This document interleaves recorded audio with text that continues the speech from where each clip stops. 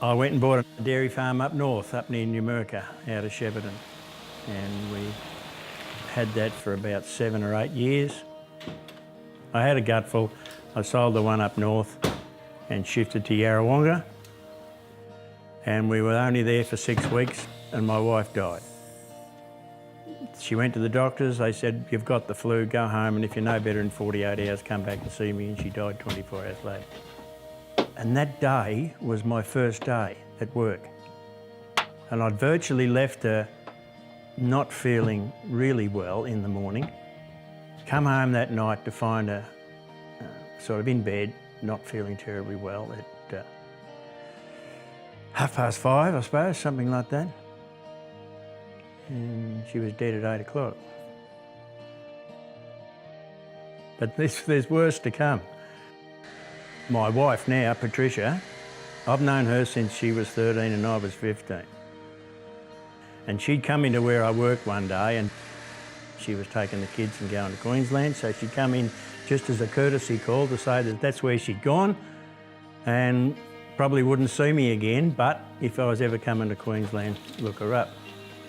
So I tracked her down where she was through friends and her mother finally, and rung her up and said, I'm coming up to Queensland for a bit of a holiday. Do you mind if I drop in and see you on the way through? Everything just blossomed from there.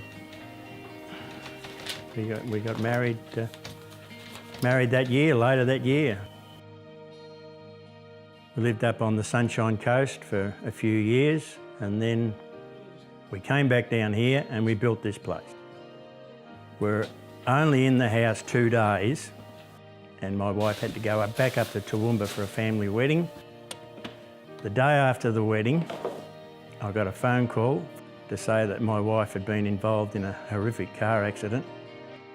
She was still alive, but only just. I was distraught. Here she was laying there with tubes and stuff hanging out of her everywhere.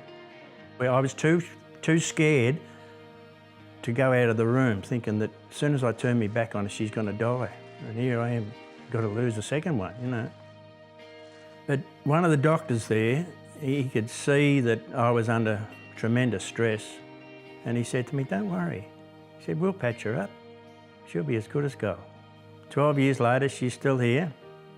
One leg's an inch shorter than the other one, and she's got an artificial hip and pins in her legs and a bung arm, but she's still here. Lunch is ready. Okay. I think it was Dr. Chow, who's the oncologist. He's the one who actually told me that it was cancer. At that point in time, he didn't say it was aggressive.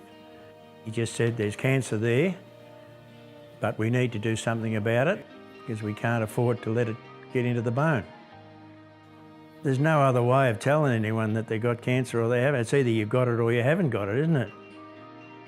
I didn't feel all that bad. It was 10 times worse when I got the news about Pat. I think I was sort of forewarned a bit by my association with the brother-in-law, you know, seeing what he'd been through. You know, it didn't worry me having to go every day down to the hospital for bloody 7.5 weeks and get me radiotherapy and things like that because, you know, what's the alternative? There isn't. Everything's so much easier when you're like that. You don't get around with steam coming out of your ears all the bloody time. It doesn't get you anywhere. You end up with a stomach ulcer as well as prostate cancer. I think men in general have got to be more aware of their health.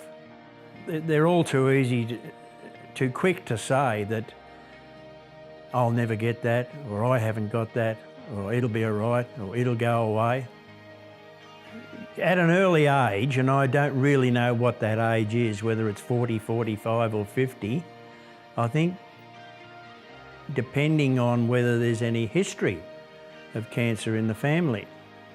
But you've got to get those PSA tests done and start to build up a history of your PSA levels. And then you can see the pattern. But go and get it done. Don't wait till you're 65 or 70, then find it, you've got a problem. Looking at what happened to my brother-in-law, with the burning of his bowel, I certainly wouldn't want to go through it myself, and I wouldn't want anyone else to go through it.